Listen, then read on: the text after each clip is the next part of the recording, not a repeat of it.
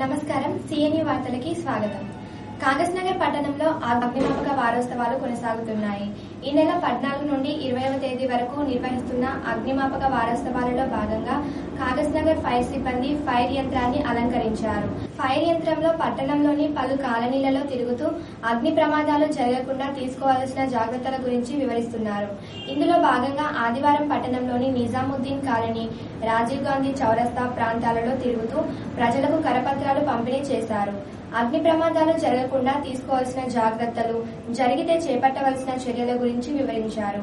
ఈ కార్యక్రమంలో incharge fire అధికారి దుర్గే శివాజీ, సిబ్బంది అలీముద్దీన్, హుస్సేన్ షా, బి సంపత్, రాజేశం, శ్రీనివాస్, జనార్దన్, ఖలీల్ ఖాన్ పాల్గొన్నారు. ముస్లిం మైనార్టీల రిజర్వేషన్ శాతాన్ని పెంచుతూ రూపొందించిన బిల్లును ఆదివారం అసెంబ్లీలో ప్రవేశపెడుతుండటంతో ముందు జాగ్రత్త చర్యగా బీజేపీ నాయకులను పోలీసులు అరెస్టు చేశారు.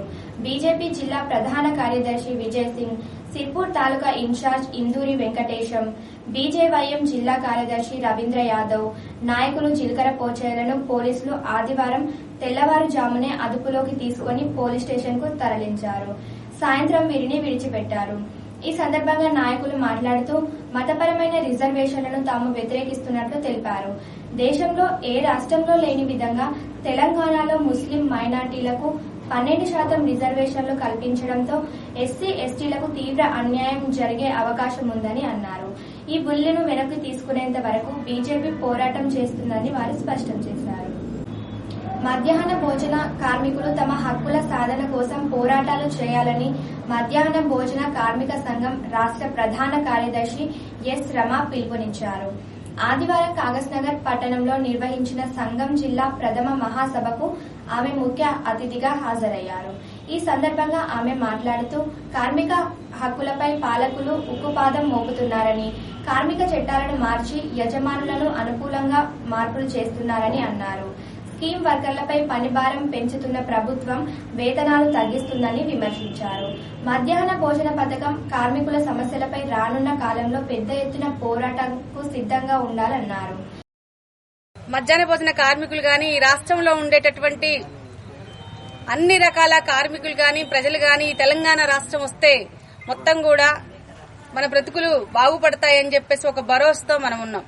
ఎందుకంటే ఆనాటి కేసీఆర్ గారు ఈ తెలంగాణ రాష్ట్రం వస్తే మొత్తం సమస్యలకి పరిష్కారం తెలంగాణ రాష్ట్రం అని చెప్పేసి అన్నారు.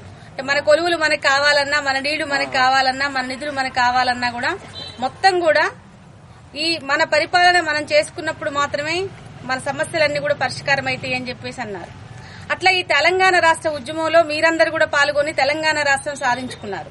ఎవరికైనా కూడా పెడతానంటే ఆశ, కొడతానంటే భయం. కాబట్టి ఆ రకంగా అనేక ఆశలు చూపించాడు. కాంట్రాక్ట్ కార్మికులు రెగ్యులరైజ్ చేస్తానన్నాడు, దళితులకు 3 ఎకరాల భూమి ఇస్తానన్నాడు, డబుల్ బెడ్రూమ్ ఇళ్లు ఇస్తానన్నాడు, అనేక హామీలు ఇచ్చాడు. ఇవన్నీ కూడా నెరవేరుతాయే కదా అని చెప్పేసి మనం అనుకున్నాం. ఇంకేం చెప్పాడు? ఈ ధర్నా చౌకులో ధర్నాలు అక్కర్లేదు, ఇక దరఖాస్తు ఇస్తే చాలు, సమస్యలన్నీ కూడా పరిష్కారం చేస్తానన్నాడు. ఈ తెలంగాణ రాష్ట్రం వచ్చి దాదాపు 3 సంవత్సరాలు అయినప్పటికీ కూడా ఏ ఒక్కరి సమస్యలు కూడా పరిష్కరించలేదు. ఎక్కడ వేసినా గొంగడు అక్కడే అన్న చందంగా ఉన్నాయి. సమస్యల తీవ్రత చాలా పెరిగిపోతుంది. మధ్యాహ్న భోజన కార్మికులకి ఉమ్మడి రాష్ట్రంలో 2 నెలలకు ఒకసారి బిల్లులు వస్తే, ఇప్పుడు ప్రత్యేక రాష్ట్రం వచ్చిన తర్వాత 8 నెలలకు ఒకసారి బిల్లులు వస్తున్నాయి. ఇప్పుడు అందరికీ కాంట్రాక్ట్ కార్మికులు రెగ్యులరైజ్ చేస్తానని చెప్పేసి అన్నాడు. ఏ ఒక్కరిని కూడా రెగ్యులరైజ్ చేయలేదు. ఒక్కళ్ళిద్దరికి వేతనాలు పెంచి ఈ రోజు బాగా పెంచామని చెప్పేసి అనుకున్నారు. మనం అడిగేటటువంటిది కనీస వేతనం 18,000 రూపాయలు కావాలని చెప్పేసి మనం అడుగుతున్నాం. కానీ ఈ రోజు మధ్యాహ్న భోజన కార్మికులకు ఇచ్చే వేతనం ఎంత? గౌరవ వేతనం పేరుతో 1,000 రూపాయలు ఇచ్చేసి, అది కూడా రాష్ట్ర గవర్నమెంట్ 400, కేంద్ర ప్రభుత్వం 600 ఇస్తున్నారు. ఈ 400 రూపాయలు కూడా నెలల తరబడి పెండింగ్.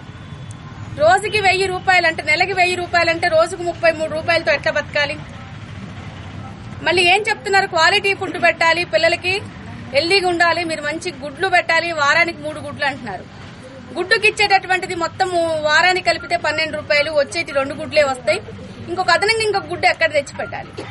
మన సంఘంగా మనం డిమాండ్ చేస్తున్నాం. అంగన్వాడీ సెంటర్లకు ఎట్లయితే సప్లై చేస్తున్నారో మన కేంద్రాలకు కూడా, మన మధ్యాహ్న భోజన కార్మికులకు కూడా అట్లా సప్లై చేస్తే 3 కాదు 30 పెట్టడానికైనా సిద్ధంగా ఉన్నాం.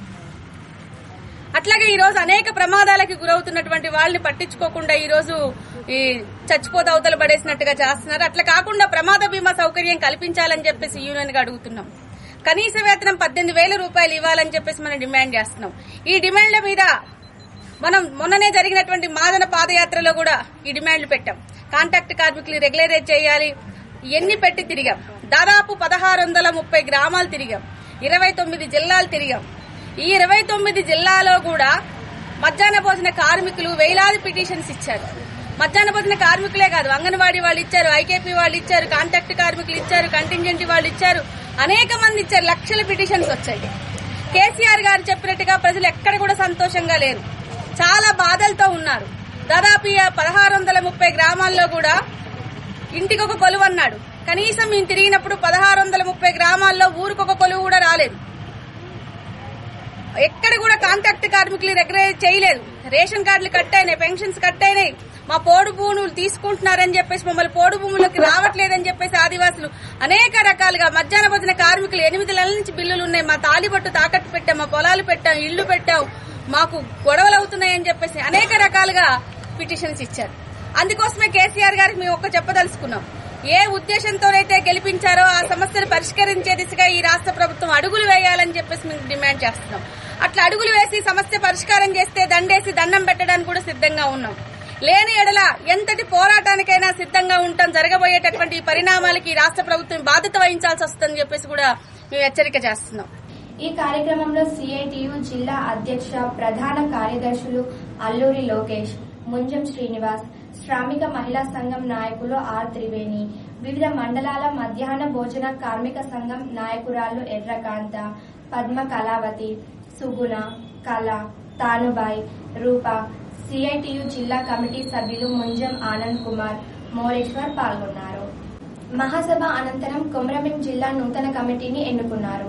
అధ్యక్షురాలిగా ఎర్రకాంత, ఉపాధ్యక్షురాలుగా కళావతి, షహనాజీ అంజుమ్, ప్రధాన కార్యదర్శిగా దుర్గం మాయ, సహాయ కార్యదర్శిగా రూప, సరోజ, పద్మ, సుగుణ, జిల్లా కమిటీ సభ్యురాలుగా కళ, పి లక్ష్మి, అనసూయ, లక్ష్మి, పద్మ, కొండపర్తి కమల, దండెర కమల, తానుబాయ్, భీంబాయ్, కారం లక్ష్మి, బి సుగుణ, ఎన్ సుగుణ, కళావతి, కాంతం, ఎం కమల, మోహినిలను ఏకగ్రీవంగా ఎన్నుకున్నారు. ఇంటర్మీడియట్ ఫలితాలలో కాగజ్నగర్ పట్టణంలోని వివేకానంద జూనియర్ కళాశాల విజయకేతనం ఎగురవేసింది. రాష్ట్ర జిల్లా స్థాయి ర్యాంకులతో ఈ కళాశాల విద్యార్థులు ముంజంజలో నిలిచారు.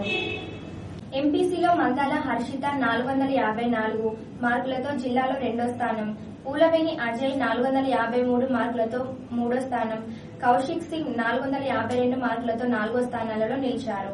ఎంఈసీలో సౌరభ్ బెనర్జీ 500 మార్కులకు గాను 485 మార్కులు సాధించి రాష్ట్ర స్థాయిలో 3వ ర్యాంక్, అంచల్ అసాబా 500 మార్కులకు గాను 480 మార్కులతో రాష్ట్ర స్థాయిలో 6వ ర్యాంకు సాధించాడు. అదేవిధంగా సిఈసీలో సోఫియా సమ్రీన్ 468, వైష్ణవి వ్యాస్ 465 మార్కులు సాధించి రాష్ట్రంలో 6వ, 8 ర్యాంకులను సాధించారు. రాష్ట్ర, జిల్లా స్థాయిలో ర్యాంకులు సాధించడం పట్ల కళాశాల యాజమాన్యం టపాసులు పేల్చి సంబరాలు జరిపింది.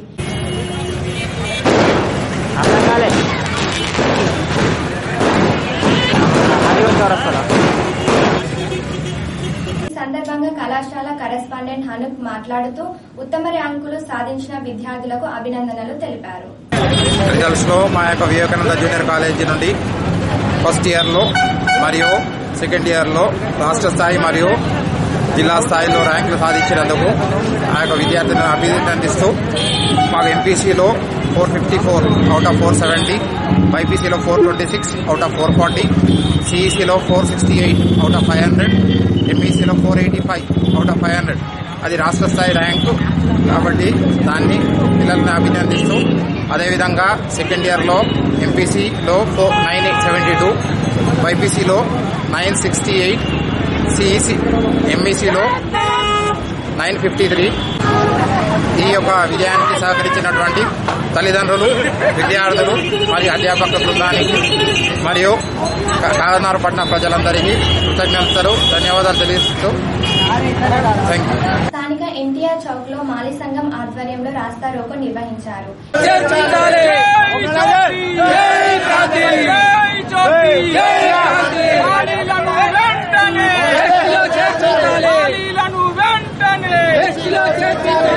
గారిచ్చిన హామీని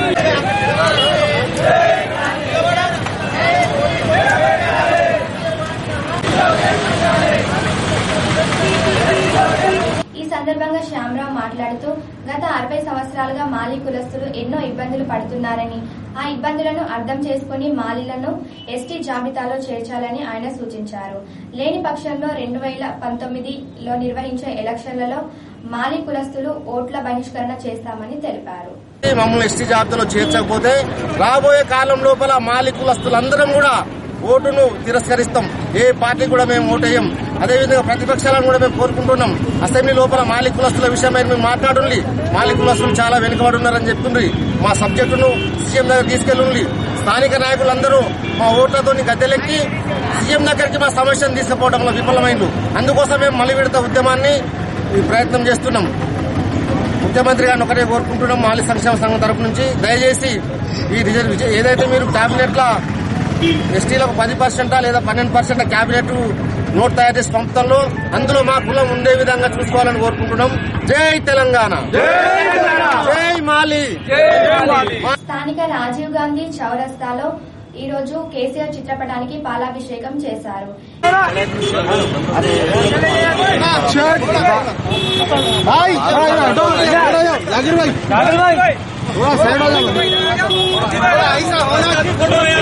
ఈ సందర్భంగా టీఆర్ఎస్ నాయకులు జాకీర్ షరీఫ్ మాట్లాడుతూ మైనార్టీలకు 12% రిజర్వేషన్లు కల్పించడం హర్షణీయమని అన్నారు.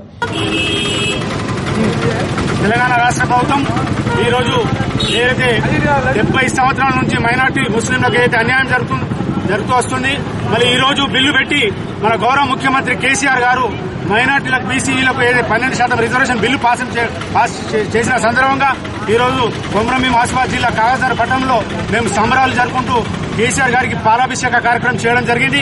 మరి 70 ఏళ్ల నుంచి మైనార్టీ ముస్లిం ఓటు బ్యాంక్ అనే గత పాలకులు ఏదైతే మరి ఓటు బ్యాంక్ గానే ఉపయోగించుకున్నారు. మరి గౌరవ ముఖ్యమంత్రి కేసీఆర్ తెలంగాణ వచ్చిన తర్వాత మరి ఈ రోజు 12% రిజర్వేషన్ కల్పించి నందుకు వారికి మేము హృదయపూర్వక ధన్యవాదాలు తెలుపుతున్నాం. మరి ఇది కొంతమంది బీజేపీ నాయకులు ఇది మతపరమైన రిజర్వేషన్ అంటున్నారు. ఇది మతపరమైన రిజర్వేషన్ కాదు. మైనార్టీ బీసీలు ఏదైతే రాజకీయంగా, ఆర్థికంగా, సామాజికంగా వాళ్ళు చాలా వెనుకబడి ఉన్నారు. వారు అత్యంత వెనుకబడిన వారు గుర్తించి మరి కేసీఆర్ గారు ఏదైతే ఈ సాహసపరితమైన నిర్ణయం తీసుకున్నారు, వారి గురించి మేము ఈ రోజు మైనార్టీలందరూ కలిసి వారికి హృదయపూర్వక ధన్యవాదాలు తెలుపుతున్నాం. జై తెలంగాణ. ఈ కార్యక్రమంలో టీఆర్ఎస్ నాయకులు, ఎంఐఎం నాయకులు పాల్గొన్నారు. ఈ రోజు చింతలమానపల్లి మండలంలో సీఎం కేసీఆర్ గారికి రైతుల పక్షాన కాగజ్నగర్ వ్యవసాయ market committee chairman Narsingoju Padma Satyanarayana గారి ఆధ్వర్యంలో చింతలమానపల్లి రైతులతో కలిసి కేసీఆర్ గారికి పాలాభిషేకం చేశారు.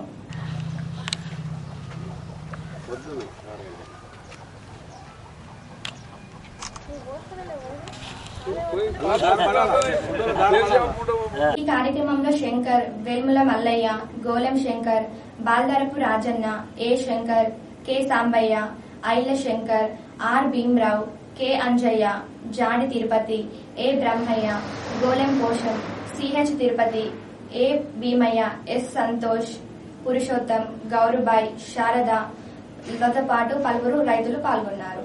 ఈ రోజు తుమ్మిడిహెట్టి గ్రామంలో పీపీ నగర్ లో కొమరంభీం జెండా ఆవిష్కరణ అనంతరం విగ్రహ ప్రతిష్టాపన market committee chairman Narsingoju Padma Satyanarayana చేతుల మీదుగా ఆవిష్కరణ జరిగింది.